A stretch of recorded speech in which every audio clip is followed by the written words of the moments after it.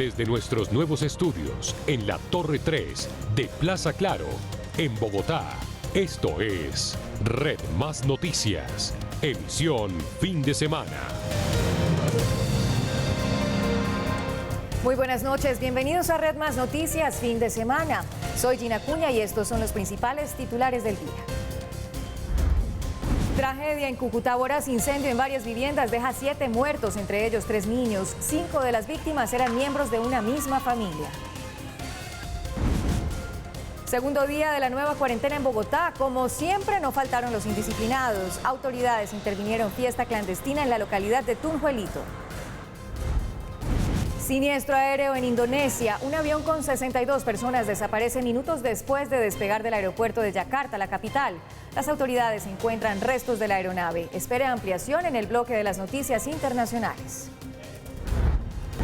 Y en deportes, Zapata y Muriel no paran de hacer goles en Italia. Volvieron a anotar en la victoria del Atalanta sobre el Benevento. James reapareció en Inglaterra con una asistencia. Y en Turquía se les acabó el amor por Falcao y buscan su salida del Galatasaray.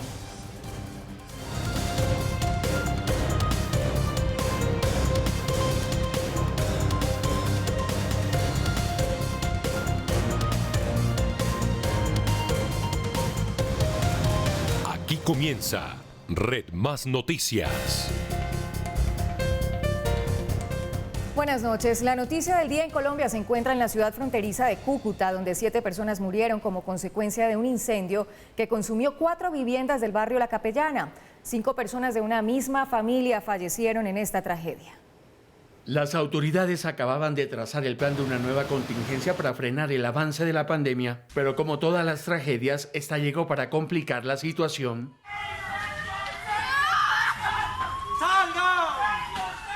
Las UCI de la ciudad fronteriza se encuentran casi al límite, con una ocupación del 97%. La crisis adquirió un matiz más hondo ante la llegada de los heridos por la conflagración en 3 viviendas del sector residencial de La Capellana. Los 4 lesionados durante el incendio fueron internados en las unidades de cuidado intensivo de la capital de Norte de Santander. 7 personas murieron, incluyendo a 5 miembros de una misma familia. Así trinó el alcalde de la capital. Hoy nuestra ciudad está de luto tras el incendio presentado en La Capellana que cobró la vida de toda una familia y vecinos del sector. El enemigo estaba en las calles y en casa. Como ustedes observan, el fuego está sobre las casas. Un cortocircuito en el pesebre de una de las viviendas generó la conflagración. Los automóviles que permanecían en los garajes generaron más combustión. Desde su cuenta de Twitter, el presidente Iván Duque lamentó los hechos. Expresamos nuestras condolencias a quienes perdieron a sus seres queridos por causa de incendio que acabó con 3 hogares en el barrio La Capellana de Cúcuta. Estamos con ustedes. He dado instrucciones a la Unidad Nacional para la Gestión del Riesgo de Desastres a atender con celeridad este triste episodio. La fumarola trágica se divisó desde toda la ciudad, que a esa hora de la madrugada aún estaba sitiada por el toque de queda. Noticia muy triste. 3 viviendas afectadas. Las autoridades no han podido identificar los restos mortales de las víctimas. Todos quedaron calcinados.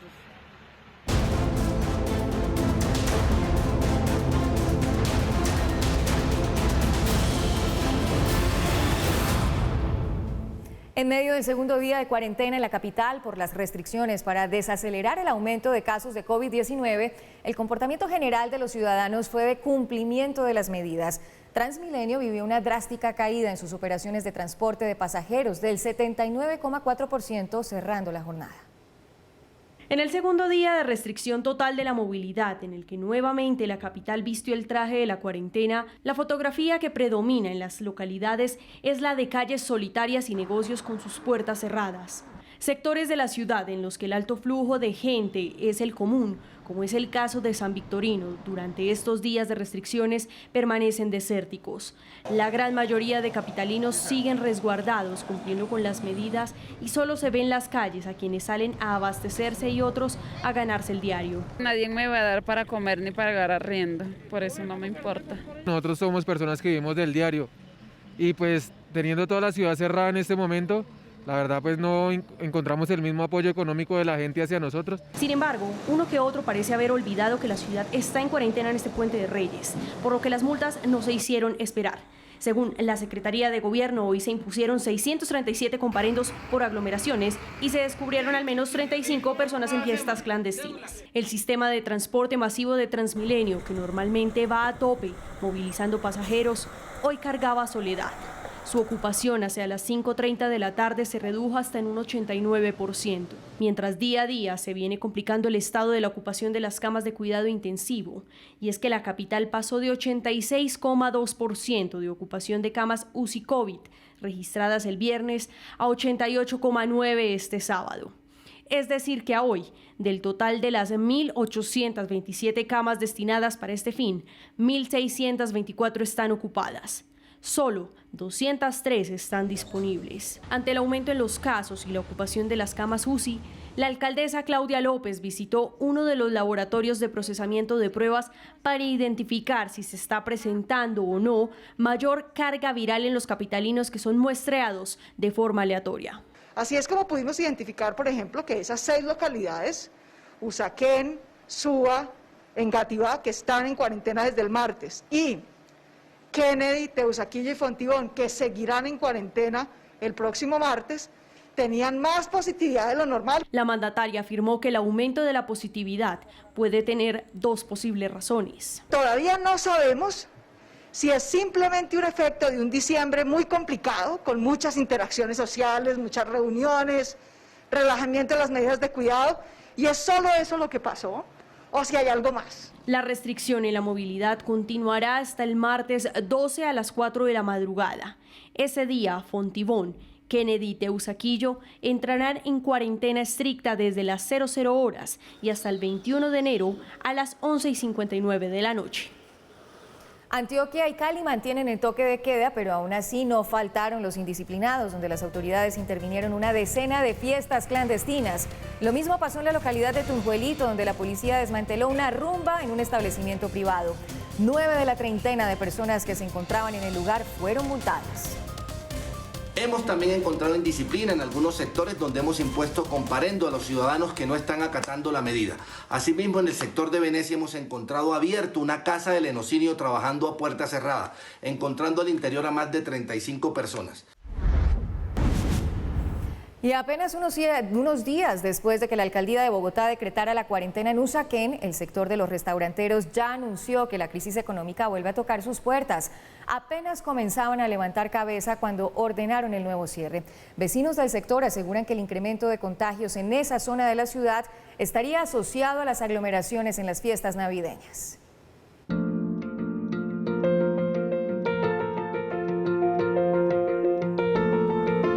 Después de unos meses de tregua en los que volvieron a abrir sus puertas y a atender a sus comensales, los restauranteros tuvieron que volver a cerrar sus locales a causa de la cuarentena.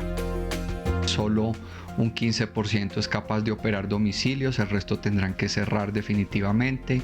Algunos pocos le apostarán a la compra para llevar. Estos primeros días del año en los que acostumbraban recibir especialmente turistas son más grises que nunca y algunos vecinos creen que la indisciplina social que se vivió en diciembre podría ser la clave para explicar por qué se disparó el contagio. Ha habido muchas reuniones públicas de parte de las diferentes entidades, como el día de las velitas, el día del 24, donde congregaron mucha gente. Hicieron pólvora, música, regalaron buñuelos y pues esto se llenó. Más allá de buscar responsables, es claro que quienes primero padecen la tragedia del nuevo confinamiento son aquellos que venían de enfrentar un año muy duro en el que tuvieron que cerrar varios meses. Apostaron por volver a abrir sus restaurantes y la suerte les volvió a jugar una mala pasada. No hay clientes, los clientes obviamente están ahora mismo en sus casas, solo manejamos el tema de domicilios y pues las ventas se reducen bastante. Quienes caminan estas calles a diario aseguran con mucho pesar que el drama del cierre de los restaurantes en Usaquén afectará especialmente a aquellos empleados que trabajan en los locales y que vienen incluso desde el otro lado de la ciudad para ganarse el sustento. Hoy vuelven a quedar en vilo como estuvieron meses enteros. Los meseros, los cocineros, ¿sí? Yo creo que es la gente que está mucho más afectada y que pues venimos de un año pues tenaz el año pasado. y empezamos este año otra vez con pues, mucho rollo. Entonces, sí, realmente es una cuestión bien complicada. Pero detrás del cierre de los restaurantes también viene el descalabro de quienes viven en las zonas más populosas de la localidad y trabajan como vendedores ambulantes en estas calles. Para ellos la desgracia es doble porque, según dicen, a diferencia de los dueños de los locales, no tienen ningún patrimonio para volver a comenzar una tercera vez. La gente que viene de los sectores más marginados, como dicen por ahí, o más pobres, vienen acá a trabajar y los van a ser afectados por el arriendo, el mercado para ellos sostenerse. Los vecinos de Usaquén creen que esta nueva cuarentena debe dejar una reflexión profunda. Mientras haya indolencia, habrá contagio masivo y la única forma de atajar el virus es con conciencia.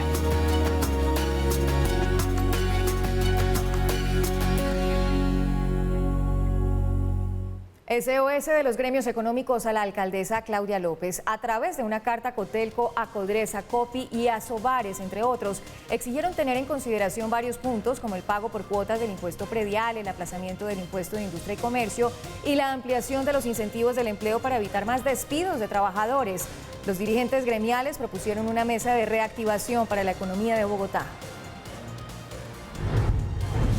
Y en Santa Marta parece que los turistas se olvidaron del COVID-19. El siguiente video registró las aglomeraciones en el Parque Tayrona, en el departamento de Magdalena, donde las autoridades trataron de advertir sobre el peligro del virus y recordaron las restricciones que rigen en algunas zonas del país debido al aumento de contagios y a la alta ocupación de las camas UCI.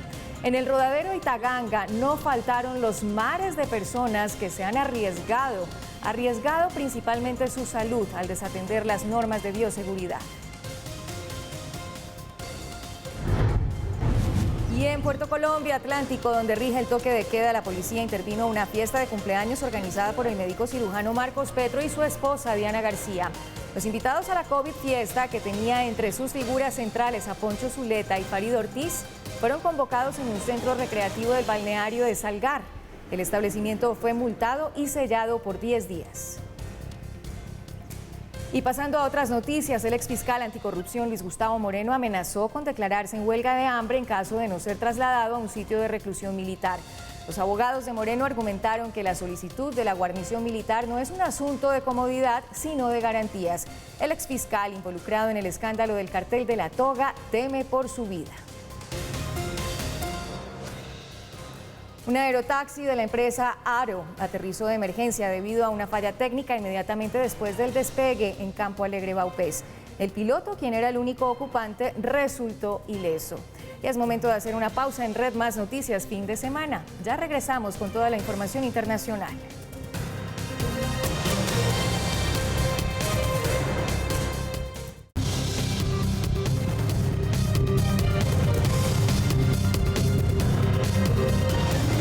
Estamos de regreso con la noticia del día en el mundo. Las autoridades aeroportuarias de Indonesia reportaron la desaparición de un avión que transportaba a 62 personas. A esta hora buscan los restos en aguas cercanas a Yakarta, la capital. Encuentran restos en Indonesia que podrían ser de un avión Boeing 737-500 de la aerolínea local Sriwijaya Air, que llevaba 62 personas a bordo y con el que se perdió contacto poco después de su despegue de Yakarta el sábado. Y se teme que haya caído en el mar en su trayecto entre Yakarta y Pontianak, en la isla de Borneo. El supuesto lugar del accidente del Boeing se encuentra cerca de unas islas turísticas frente a las costas de Yakarta. Poco después se perdió del radar. En el avión viajaban 50 pasajeros, entre ellos 10 niños y 12 miembros de la tripulación. Vinimos a revisar la lista de los pasajeros. Uno de ellos estaba con su esposa. Según datos del sitio de internet Flight Radar 24, el aparato alcanzó una altura de 11.000 pies antes de caer a 250 pies. Entonces se perdió el contacto con la torre de control. Los aviones de Boeing han estado involucrados en otros 2 accidentes que dejaron 346 muertes en Indonesia y Etiopía, con su modelo 737 MAX, que fue autorizado a volar en algunos países a finales de 2020, tras 20 meses parado. Y del accidente aéreo en Indonesia a la soledad de Donald Trump. El mundo conoció el borrador de la revocatoria de su mandato que exigen los demócratas e incluso varios legisladores republicanos. Sin la cuenta de Twitter, su gran herramienta de polarización, el mandatario espera un juicio político en el Congreso que lo acusó de incitar a la violencia durante la toma de la sede del Capitolio de Estados Unidos. El líder republicano Mitch McConnell pidió que el proceso de revocatoria debe comenzar antes del 19 de enero, en un acto que sus partidarios analistas interpretaron como la búsqueda de la dignidad del partido gobernista. Desde la Casa Blanca se buscó la redención presidencial al asegurar que la impugnación dividiría aún más al país. Y hoy se conocieron nuevas imágenes de la toma a la sede del Congreso en Estados Unidos. El forcejeo de los manifestantes y la policía le dio la vuelta al mundo justo cuando el propio Donald Trump acababa de repudiar los hechos y pedir un castigo ejemplar para sus simpatizantes. La intromisión de los votantes republicanos fue rechazada por los principales líderes del mundo. Los españoles se vieron obligados a permanecer en casa debido al recrudecimiento del invierno, el más grave desde 1971. Las cifras lo dicen todo. Solo en Madrid los socorristas atendieron 1000 llamadas de viajeros atrapados en sus carros. 650 carreteras de la península ibérica fueron bloqueadas y 50 vuelos cancelados por efectos de la fuerte ventisca. 3 personas murieron, entre ellos 2 indigentes.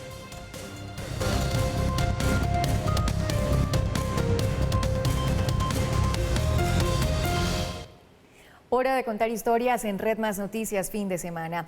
La naturaleza no deja de sorprendernos en plena pandemia. A pesar de las dificultades del hábitat y de ser una especie en peligro de extinción, en un zoológico de Nicaragua celebran un nuevo milagro de vida, blanco como la nieve.